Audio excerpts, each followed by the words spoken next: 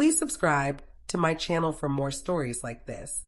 I glanced at the IPO countdown ticking down on my phone as Dad lifted his glass to celebrate my brother Michael's new role as a junior analyst at Goldman Sachs. A true career milestone, he called it. Around the table at Marcello's, our family's go-to spot for marking big moments. Everyone raised their glasses in a cheerful clink. Mom, Dad, Michael, his fiancée Olivia, and Uncle Robert's family were all there, dressed sharply, faces glowing with pride. Well, everyone except me, it seemed. Starting at $62,000 a year, Uncle Robert said with a nod of approval, with benefits and bonuses to boot. That's the kind of start you can build a future on. Exactly, Dad chimed in, slicing into his steak. Michael knows what real success looks like. Investment banking offers a clear path forward. Michael adjusted his new tie, likely a Brooks Brothers purchase just for this dinner, and smiled. Thanks, everyone. I'm thrilled. The training's intense, but Goldman's reputation is unmatched. That's the way to do it, Mom said, her voice warm with pride. Work hard. Prove yourself at a reputable firm. Establish your credibility. She paused, her eyes flickering toward me. Not like, she trailed off. Not like what, Mom? I asked softly. Well, sweetheart, we're just concerned about you. You're 29, still in that little apartment, still tinkering with your website thing. When will you go for something secure? That little apartment was a 3,800 square foot loft in Soho I owned outright, but my parents had never bothered to visit or even ask for the address. They'd shown zero interest in my life's details. I'm doing okay, I said. Dad let out a chuckle, that sharp, dismissive one that said he thought I was out of touch. Okay, Ava, you've been messing with your website for 7 years. At some point, you have to face reality and get a real job like Michael. What do you think I do exactly? I asked. Something with computers, Uncle Robert said, waving a hand. Web design, social media, some internet fad that's not a real business. 7 years ago, I'd co-founded Streamvault Technologies with 2 Caltech friends. We created a cloud infrastructure platform to help companies manage and optimize their data storage and processing. Our first client was a small Seattle startup. Our second was Amazon Web Services. Today, we serve 2,100 enterprise clients worldwide, handling 340 petabytes of data daily. Last quarter, we brought in $890 million in revenue. Tomorrow at 9:30 a.m., Streamvault would debut on NASDAQ with an expected valuation of $28 billion. My 39% stake would make me worth roughly $11 billion by tomorrow afternoon. Ava works on websites, Mom explained to Olivia. She's very passionate, but it's not really a career. Not like Michael's role at Goldman. I tried to help her, Dad added. Pulled strings, lined up interviews at solid companies. She turned them all down, said she wanted to build her own thing. He shook his head. Pride comes before a fall. Michael shifted, looking uneasy. Dad, I'm sure Ava's work matters to her. Of course it matters to her, Dad cut in. But passion doesn't pay the bills. Michael, you're building real wealth. That's what counts. I glanced at my phone again. 16 hours until the opening bell. Pre-IPO investors were already buzzing, and our underwriters had called earlier to report unprecedented demand. Ironically, Goldman Sachs was one of our lead underwriters. Still glued to that phone, Olivia noted. What's so pressing? Just work, I replied. Work, Uncle Robert echoed, his tone dripping with skepticism, as if what I did couldn't possibly qualify. Ava, at your age, you should be focusing on stability, marriage, a family, not messing around with computers. I'm not messing around, I said. Then what do you call it? Dad pressed. 7 years, and what do you have to show? No husband, no house, no career progress. Meanwhile, Michael's on track to make partner at Goldman in a decade. That's a real trajectory. My trajectory's fine, I said calmly. Is it? Mom's voice carried that familiar mix of concern and judgment. We worry, honey. You're nearly 30. You need security, a plan for the future. My future included a spot on Forbes' billionaire list, keynotes at tech conferences, and a seat on the National Science Foundation's board. But sure, I needed to think about security. Can we talk about something else? I asked. Like what? Dad gestured broadly. Your failing website venture? The fact that you're squandering your potential? Ava, you were so bright in school. You could have done anything. Instead, you chased some Silicon Valley pipe dream. I didn't chase a dream. I built a company. A company? Uncle Robert smirked. What kind of company? What do you even sell? Cloud infrastructure and data management solutions for enterprise clients. Silence. Then Dad laughed. What does that even mean? This is the issue. You can't even describe your job in plain English. Michael's a junior analyst at Goldman Sachs. Clear, straightforward, real. My company provides scalable cloud computing infrastructure that lets enterprises store, process, and analyze massive datasets efficiently. We serve over 2,000 clients globally, processing 340 petabytes of data daily. More silence. Petabytes. Olivia whispered to Michael. No idea, he muttered back. It's a unit of data storage, I explained. 1 petabyte equals 1,000,000 gigabytes. So, you store people's files? Mom asked, trying to grasp it. Sort of. We provide the infrastructure that powers modern computing. Every time you stream a show, shop online, or use a banking app, cloud infrastructure makes it happen. That's what we build. But who pays you? Uncle Robert asked, skeptical. Our clients, major tech companies, financial institutions, government agencies. Dad waved a hand. If you were actually successful, we'd have heard about it. Your vagueness says it all. I'm not being vague. You're not listening. We're listening, Mom said.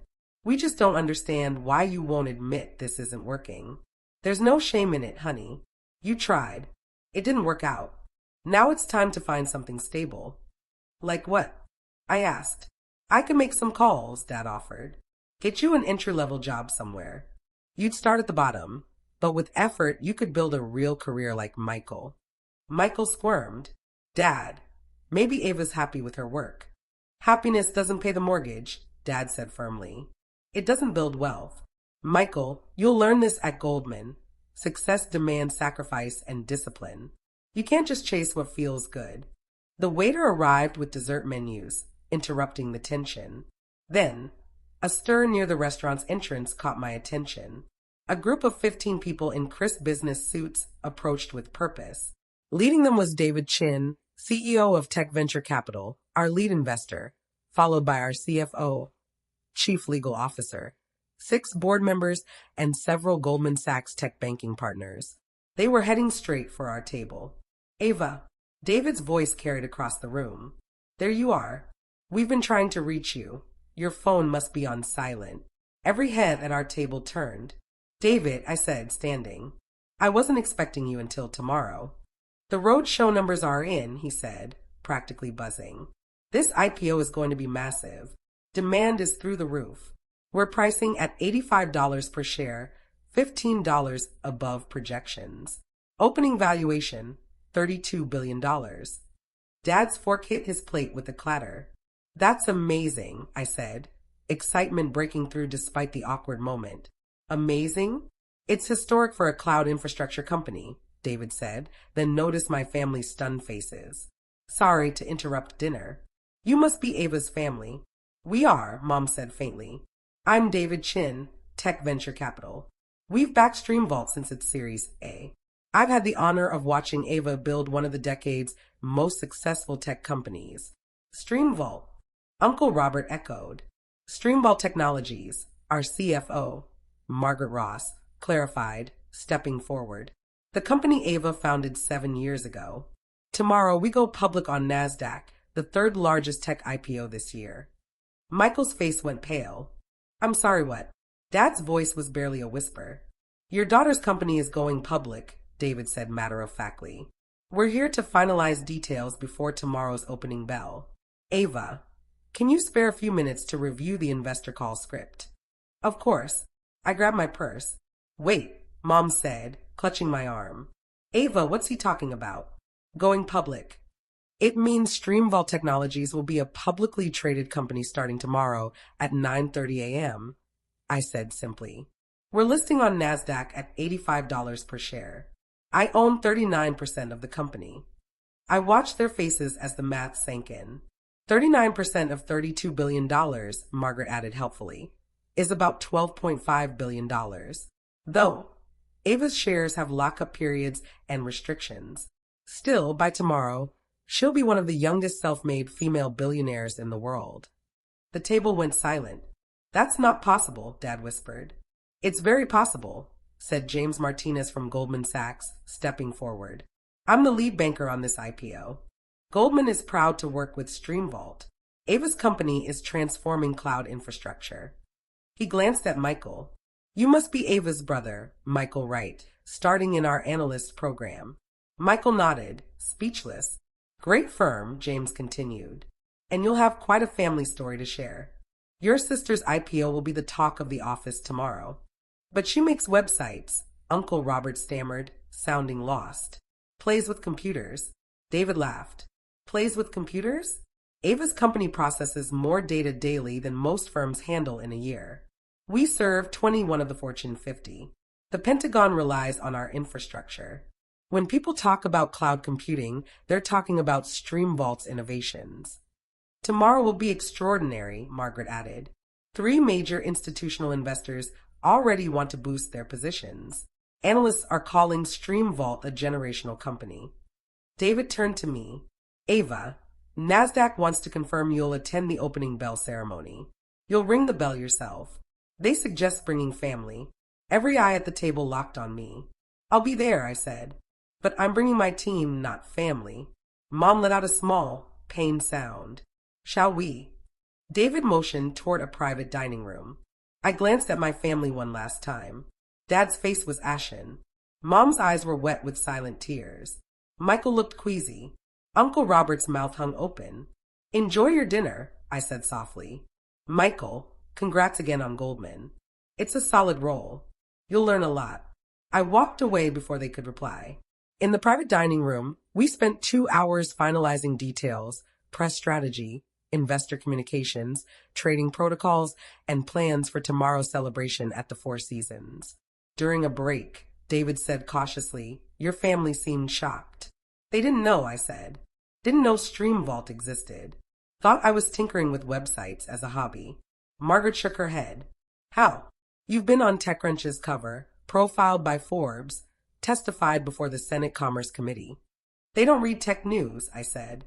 And I stopped explaining my work after the 100th time they told me to get a real job. David raised his glass.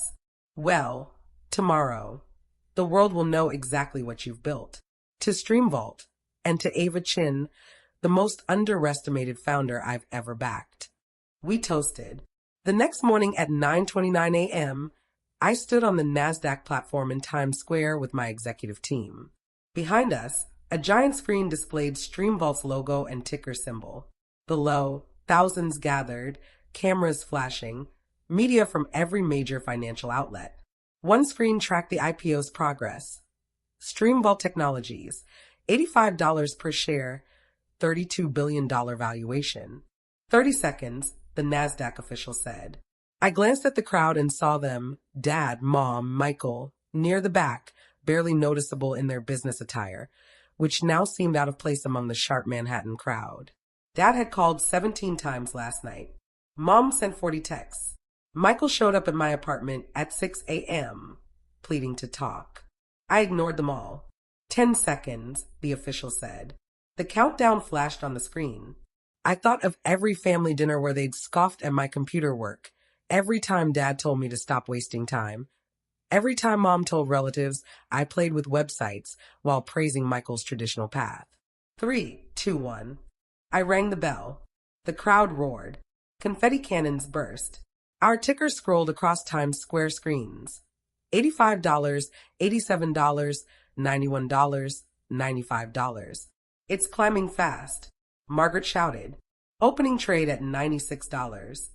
Cameras captured my grin, a mix of joy and vindication. Within minutes, headlines spread, StreamVault CEO Ava Chin celebrates historic IPO. My phone buzzed nonstop, but I ignored every notification except David's text. Final opening price $103. Market cap $38.5 billion. Your stake $15 billion. Congrats, Ava. You did it. That night's celebration at the Four Seasons hosted 500 guests, investors, clients, employees, industry giants. Tim Cook sent a video message. Amazon CEO attended in person. 3 senators were there. My family wasn't invited. At midnight, Dad emailed, Ava, please. We were wrong about everything. We see that now. Let us apologize. Let us be part of your life. We're so proud of you. Please. I archived it without replying. Mom's voicemail. Sweetheart, I watched you ring that bell and cried, proud, but also because I've been an awful mother. I should have believed in you, asked about your work, seen what you built. Please forgive us. Come home. I saved it, feeling nothing. Michael's text was brief. Started at Goldman today. Everyone's talking about my billionaire sister. I told them you built something I can't even grasp. I'm sorry I didn't see it sooner. I hope you'll talk to me again someday.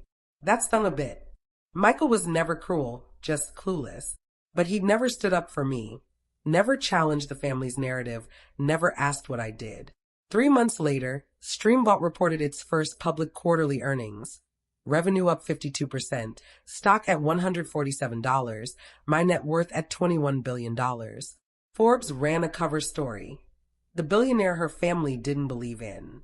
It detailed the family dinners, the mockery, the dismissal, likely leaked by a Marcello's server who overheard it all. The story went viral, sparking discussions about families who underestimate their kids, bias against women in tech, and the cost of not seeing people for who they are. Dad called again. I didn't answer. Mom sent a letter to my office. Security forwarded it. I tucked it away unopened. Michael tried once more, showing up at Streamvault's headquarters. Ava, please. 5 minutes. I saw the regret in his face through my office's glass wall. But I picked up my phone and told security to escort him out. Some doors stay shut forever. Some wounds are too deep to mend. They had 7 years to ask about my work, to show curiosity, to see me as more than a failure, playing with computers. They chose not to. Now they'd live with that choice forever. I'd live with mine too. A $21 billion fortune, a world-changing company, and a family I left behind without a backward glance. Dad was right about one thing. Success demands sacrifice. I just chose to sacrifice them instead of myself.